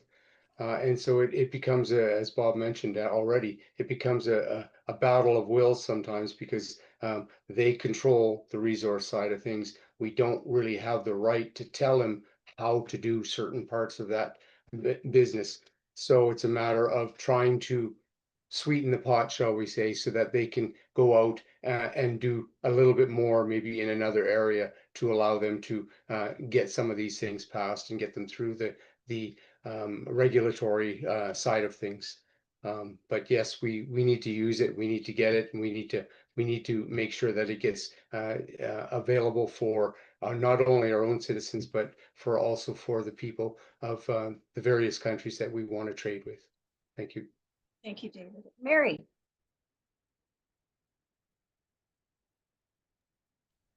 Could you repeat the question, please, Kathleen? I sure can. The question is, what is your party's position on supporting the forestry, mining, and energy sectors in our region? And how will you advocate for responsible development that ensures both economic growth and environmental stewardship? Thank you. To advocate for all of these opportunities, I'm going to start with energy. This is the energy capital of Western Canada. Like, we have the wind and the solar and the hydro. We have enough energy to power the entire corner.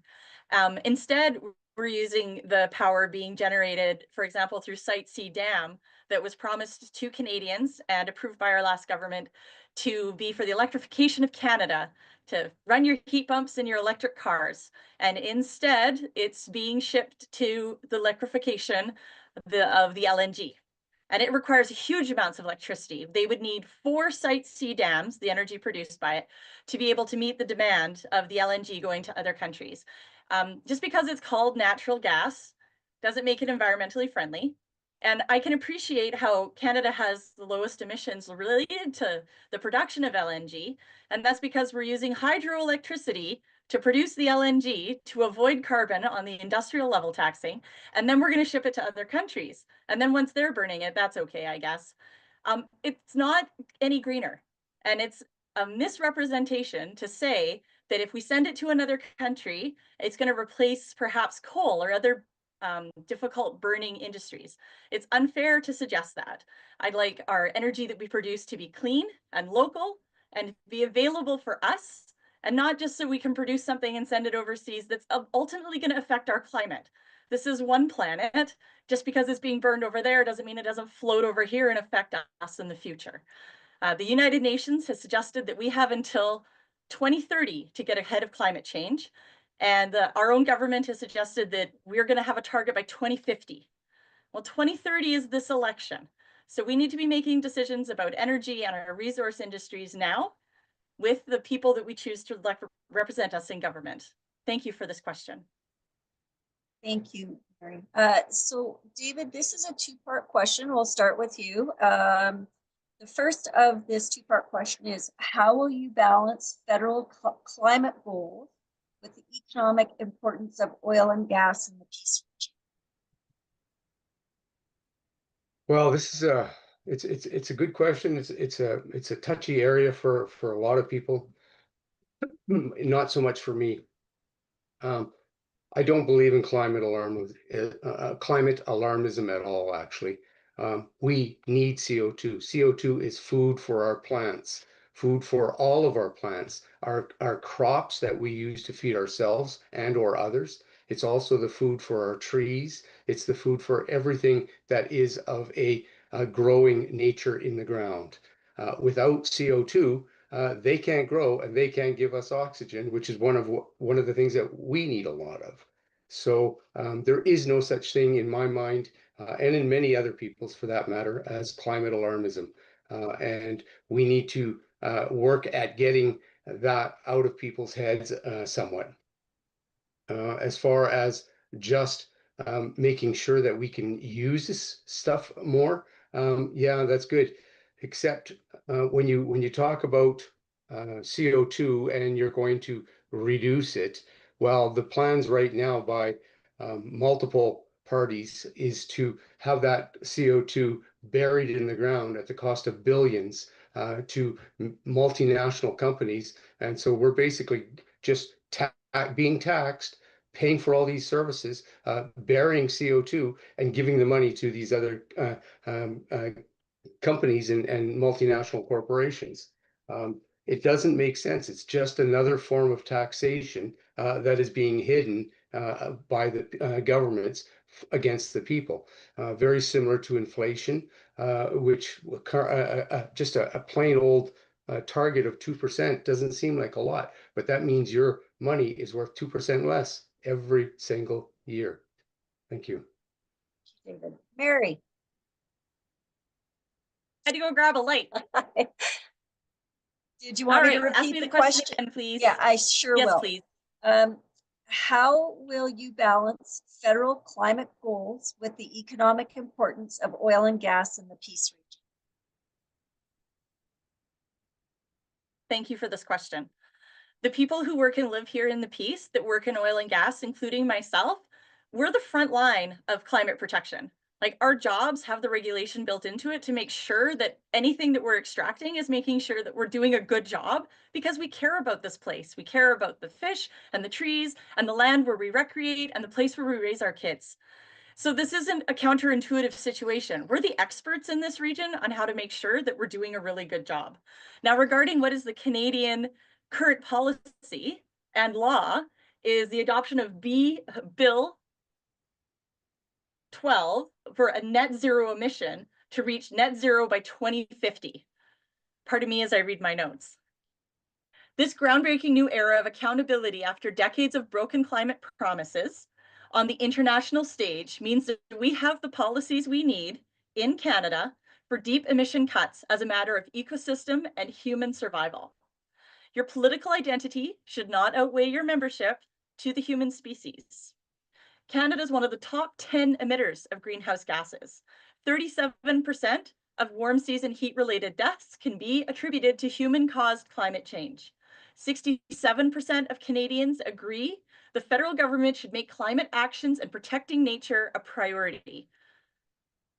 The sources for this information that I'm sharing with you today comes from the Climate Action Network, which is an organization of 180 Canadian groups, including religious organizations, scientists, grassroots, and my favorite, GASP, is their acronym, which is Grandmothers Act to Save the Planet. So there's lots of information on the ground, and there's even law to guide us, and we know this needs to be addressed. Everyone can agree with it, except for David. Thank you for this question. Thank you, Mary. Bob? Is that a new question, Kathleen? Yeah, Maybe let me give it. Yep, yeah, let me please. give it to you again. What is your party? No, sorry. How will you balance federal climate goals with the economic importance of oil and gas in the Peace region? Yeah. Well, it's kind of what I was just speaking about. You know, Mary just had mentioned about our emissions in Canada. We're only 1.2% of global emissions in the entire country. And yet, if we get our natural gas to the world that needs it, we can reduce emissions from 30 to 50%. I think that's doing something good for the environment. And that is something that we're quite capable of. There's other countries around the world that do the same. Norway is a great example of a country that's respected environmentally, and they still drill for oil and gas and get it to the world that needs it as well. We have a good story that we really should be proud of. And we've had governments provincially and federally that seem to be ashamed of our natural resources and the people that develop them. And we shouldn't be. And I'll just maybe finish with this story. So I was speaking at the Natural Resource Forum in Prince George 2 years ago. And after me came up Karen Ogan, the former Wet'suwet'en chief, elected chief, Chris Smith, current chief of the Haisla, and Eva Clayton, president of Nisga'a Nation. And their concerns were of the provincial and federal government's cap on emissions, because they said, finally, we're getting, we're partners in prosperity around natural gas development. And here this provincial and federal government is putting a ceiling on what they can produce just when they're starting to get off the ground. And thankfully, we're still seeing the project cedars from Haisla go. But we need forward-thinking governments that really see as an opportunity, not just again to help allies with energy that they need, but a great way to reduce emissions around the world. Thank you, Bob. Can I say something there? Can I say something? Certainly can. I was going to say, as Bob mentioned, we are only in Canada 1.2% of the global emissions. Even if we got rid of every single bit of that, it's not going to affect the world as a whole. Those goals, they do not come from Canadians. They come from globalist organizations. And the PPC is against everything to do with globalist organizations because the globalist organizations are trying to do things for themselves. They're not trying to do it for Canadians. Thank you. Okay, Mary, this is the second part of the question. What supports will your party offer to workers and communities impacted by industry transition? And so I'm assuming that that question is speaking towards moving into clean energy and away from fossil fuels. And what would your government do to support those impacted workers moving into different industries? Thank you for this question. It's not that big of a transition. It's the same skills that we've already got. We still need directional drilling. We still need engineers. We still need earth movers. We still need trades. This is all skills that already exist in the North. Education would be free because why pay for it when we should all just be smarter together and not constrained by how rich we are? And if there are challenges in the industry transition, the Green Party proposes that they're going to have a specific fund directed towards those workers that feel that they're not at the point where they're ready to make the transition or that the transition has left them behind, to ensure that everybody is brought forward together. Because at no point has the Green Party said that they're interested in leaving anyone behind, especially not energy producing northeastern British Columbia. And we're not embarrassed because here I am providing that opportunity for us to be represented by a voice that's a little bit different than you might conventionally hear. So thank you for the question. Thank you, Mary. Bob. Yeah, quite the opposite of a transition. We're going to rapidly approve projects that have been stuck for years in slow federal processes. Again, we see this as a huge opportunity, and I'll move to mining because, and I'll mention this. I was up in Yukon and met with the Yukon Chamber of Mines, and this was after the great fanfare of Justin Trudeau's critical mineral strategy that was supposed to have these critical minerals being developed by 2030. And I asked them, well, is this thing going to work? Is this rapid strategy going to actually function? They laughed at me and they said, we'd be lucky to get these projects done in 30 years because of the overregulation in mining currently in Canada. And this is to produce critical minerals that the so-called transition that Mary talks about that needs those particular critical minerals. So I think we're absolutely supportive of getting our minerals developed. And, again, we need to, move the regulations in a positive direction. So these, with no less stringency on environment, what's required to keep a clean environment for Canadians either. We know we can do both. And so we want to fast track some of these projects and get them off the ground and get it going as soon as possible. Really address those markets. We have markets around the world that want our critical minerals. We're blessed with natural gas, forestry, you name it. And we just need to have a government, and that's going to be a conservative government that sees these opportunities as exactly what they are. They're opportunities for all of us to really, see Canada prosper once again. Thank you, Bob. David. We're all for using our minerals, using our natural resources as much as possible. We are also for deregulating as much as possible, but at the same time, we do want to make sure that things will still be as safe as possible. Now, you can never be 100% on either side. So it's just a matter of trial and error sometimes. And people do make mistakes. Businesses do make mistakes. Companies make mistakes. Whatever way you want to say it, it happens. But we want to limit those as much as possible. And to take it a step further, we don't want to force transition on anybody. We don't want to force someone to go to an electric vehicle or some other sort of vehicle or some other sort of product like that for any reason. If they want to, that's perfectly up to them. It's their right. Everyone has the right to do with their money and with their knowledge and their abilities whatever they like, as long as it is legal and as long as they're not harming anybody else. But we can't be forcing anybody, and the forcing is coming. As I mentioned earlier, it's coming from these globalist organizations. We need to get them out of this country completely. And that includes the interference that is coming from countries like China and India as well. They're creating a lot of the problem for us as well. Even if you go back to what I said way earlier on the immigration side, a lot of the problems are coming from the globalists. Thank you. Thank you, David. I have I know time is ticking. I have two questions that I think are really important. And so I would like to get through these two questions to closing remarks. Bob, this question is for everybody, but it starts with you. And it's something that you alluded to earlier. It's around value-added manufacturing. How will your party support the development of value-added manufacturing and processing industries here so that we're not just exporting raw resources, but creating more local jobs? Yeah, we absolutely support putting Canada first and being an energy superpower. We really have that capability of being strong. You know, again, referring to Norway, their country has zero debt. They have a $1.8 trillion pension fund, all because they've seen the benefit of developing their resources and developing them also within their country.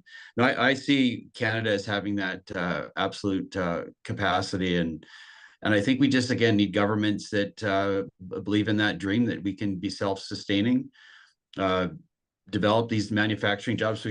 I've become a friend of, or as a colleague, Jim Balsillie, the former owner of BlackBerry, a great Canadian story of Canadian IP, intellectual property Canadians can be proud of. We actually produce a lot of great ideas in this country.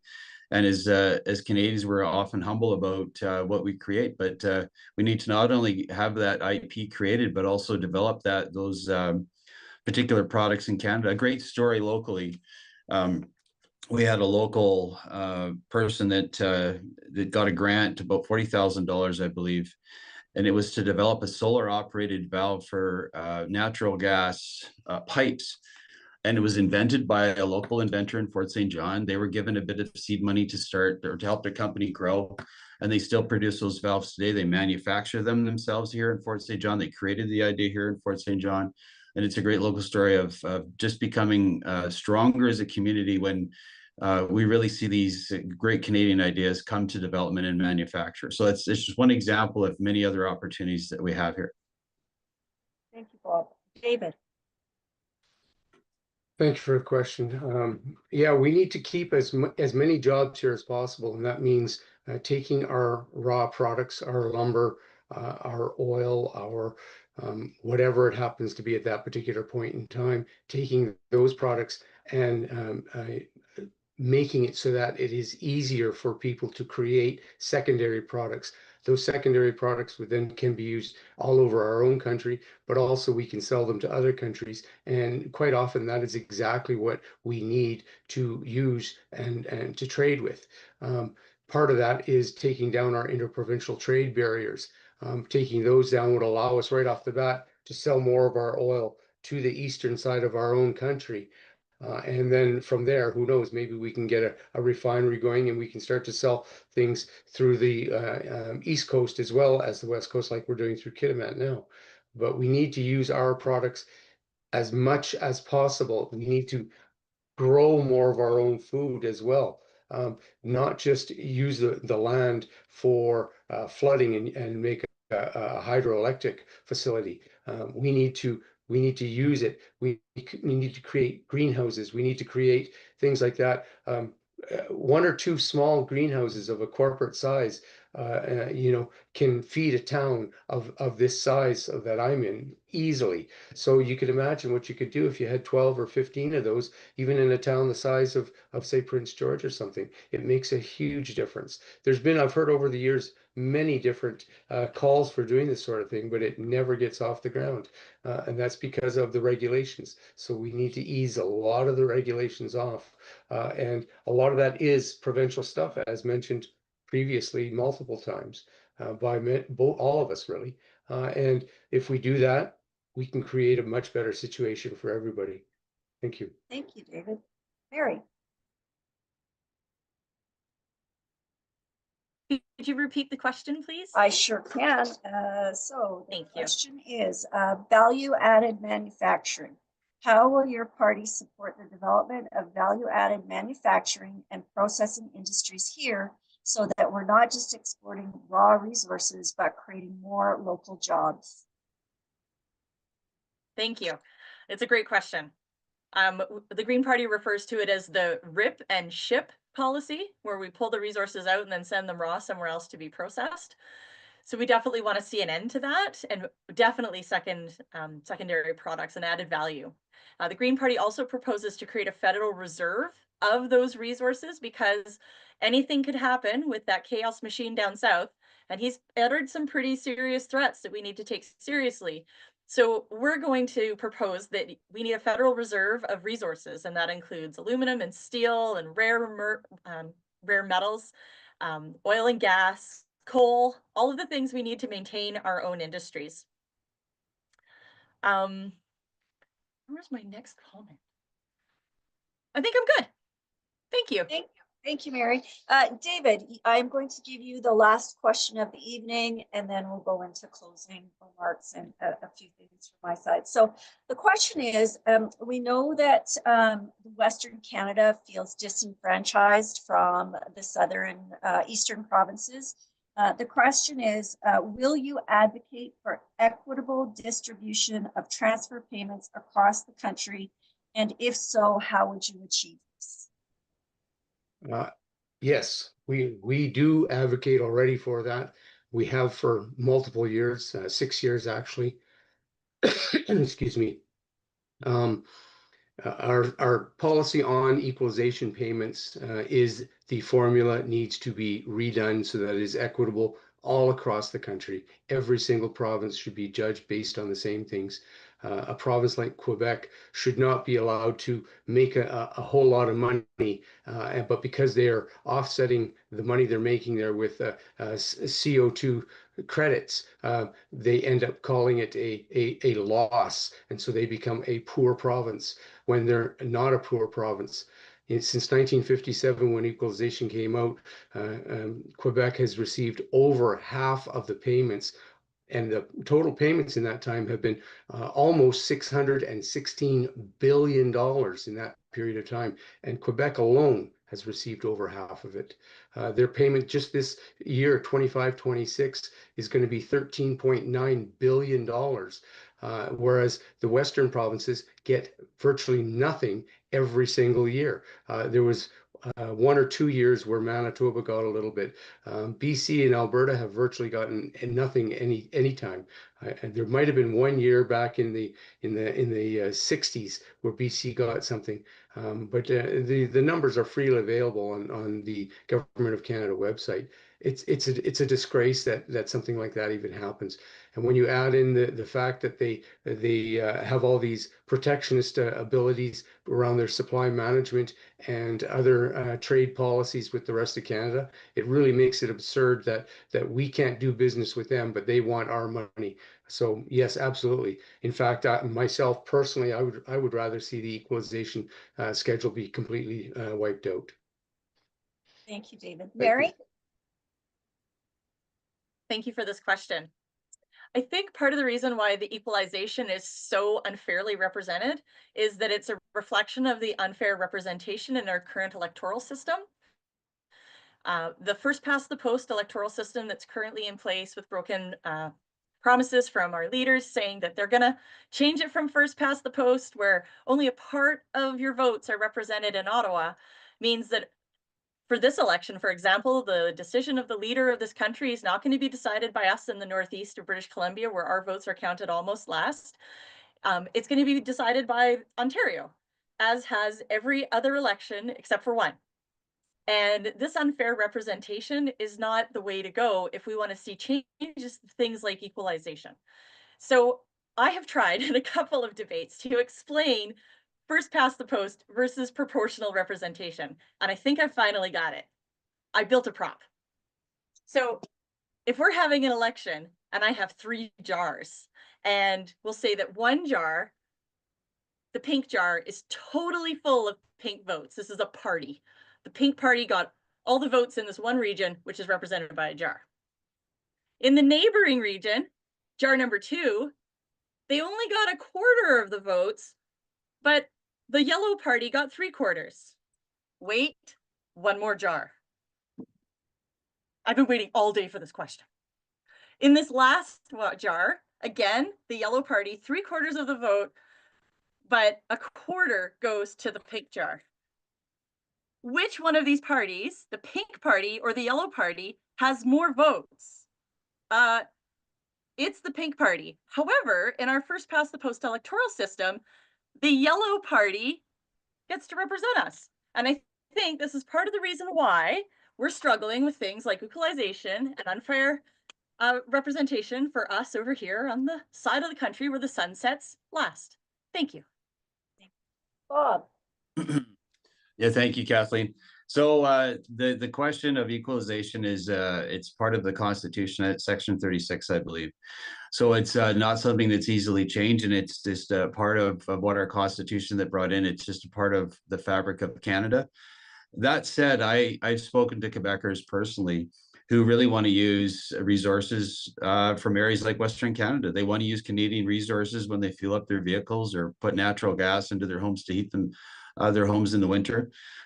We really believe in a united Canada, and a Canada First a government under Pierre Poilievre will create a national energy corridor to fast track approvals for critical infrastructure across Canada, and a pre-approved transport corridor entirely within Canada. It will approve transmission lines, railways, pipelines, and other infrastructure transporting our resources within Canada and to the world while bypassing the United States. So again, I've spoken to Quebecers that really want to use resources, and I'm sure Canadians across the country, especially now with the threats from the US on tariffs, and the desire to be strong as an independent country. And this is one way we can do that with that national energy corridor. And let's develop our resources as a unified Canada First country. Thank you, Bob. All right, so we have come to the end of the questions. What's going to happen next is the candidates will get closing remarks, and then I will close off the evening. Firstly, I want to thank each of you so much for your time and energy tonight. I know it's coming to the end of the trail for you all, and it's hard work campaigning, and we have a tremendous amount of respect for you wanting to represent us, and so thank you. And with that, I would like Mary to start with closing remarks, please. Sorry, quick question, Kathleen. What's the time Yeah. count on the closing remarks? 2 minutes. All right. Feel free to Go go. ahead. Very much. I really appreciate this opportunity to speak tonight, and I want to thank everybody who made this event possible. Naomi from Chetwynd, Tiffany from Fort St. John, Carla, Kayla, and Jerry Lynn from Tumbler Ridge. I know that you started this snowball, and I'm so grateful you made this opportunity for democracy. Bev from Fort Nelson, Tracy from Mackenzie, and Monica from Dawson Creek. Thank you very much to all those chambers that made this possible. I'm running for office for the Green Party because I feel like the Green Party is the only party that's not going to control my decisions or your desires from back office politics. I'm frustrated with rich, disconnected, entitled leadership, with people who are fat cats running the show, and they don't know what it's like to be an everyday person living from paycheck to paycheck, just having an everyday life in Canada. I want to make sure that every Indigenous voice is included in conversations in a nation-to-nation platform. If elected as your MP, I promise not to embarrass you in the House of Commons and to represent you with dignity and respect. I want to hear your concerns and find solutions and bring those concerns directly to the ministers who can affect change for you. I want to consult with you on decisions, and I want to communicate back to you in person in whatever format works best for you. I will seek out those who need my work but do not have the capacity to find me themselves. Children in care, prisoners, homeless, elderly, people with unique and diverse abilities. And I want to give a shout out to my beautiful daughters on this last campaign moment, and to acknowledge that I am so grateful to be the mother of an LGBTQ community member, and that I want to make sure that we have a beautiful green and rainbow future for all of them. Thank you. Thank you, Mary. There may be viewers who would like to reach out to you with questions. Is there a way that they can reach out to you? Absolutely. So you can reach me at my Green Party email, which is maryforbes@greenpartycanada.ca. Oh, it's greenparty.ca. You can also reach out to me directly to my personal email, which I also check a little bit more frequently, which is the Robin is catching worms, maryforbes@gmail.com. That one's a little quicker to catch me. Thank you very much for this opportunity. Thank you, Mary. Bob and David, I would love for you both as well to share your contact information for any who want to reach out to you. Bob, please, your closing remarks. Yeah, thanks again. And just like I said in the introduction, thanks to the Chamber of Commerce communities from the communities of Tumbler Ridge, Chetwynd, Mackenzie, Dawson Creek, Fort Nelson, and Fort St. John for hosting us tonight. It's been a pleasure, and it's always great connecting with people in the riding. And as I said, I'm Bob Zimmer, the Conservative candidate for Prince George Peace River Northern Rockies, running to be your candidate, running to be your member of parliament. And I originally ran for this job to really make a difference in our communities. And I'm a father and a husband and a son. And I really want to make sure that our area here is strong for our kids and for our grandkids, and really for everybody's kids and grandkids out there. I've ran to support you locally. So again, in our offices, we've helped a lot of people. Thousands have come through the door. We've helped in many ways, just with some big issues for some. And we've seen them helped, and I always see myself as a servant to all. So we have 116,000 or so people in our community, and we really are there to serve every single one of them. Nationally, we've made a difference, whether it's in the territories as Northern Affairs and Arctic Sovereignty, and internationally as well under that file, really with other NATO nations, and really seeking to make sure that we protect our North and protect our Canadian sovereignty. And so as we finish this debate tonight, I don't go back to Ottawa to represent you unless you get out and vote Conservative or vote for Bob Zimmer. We've seen a record turnout in our riding, but across the country. And I just call on you tonight to April 28th is coming up on Monday. Remember to vote Bob Zimmer, and remember to get out and vote. Thank you.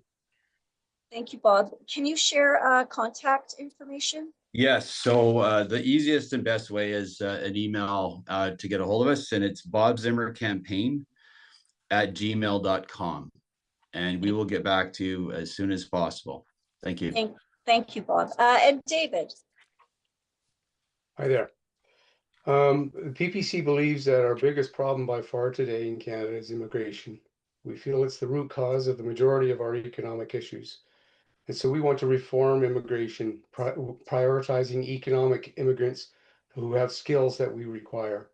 We also want to use an improved point system that will limit total points or total annual intake to a sustainable level each year.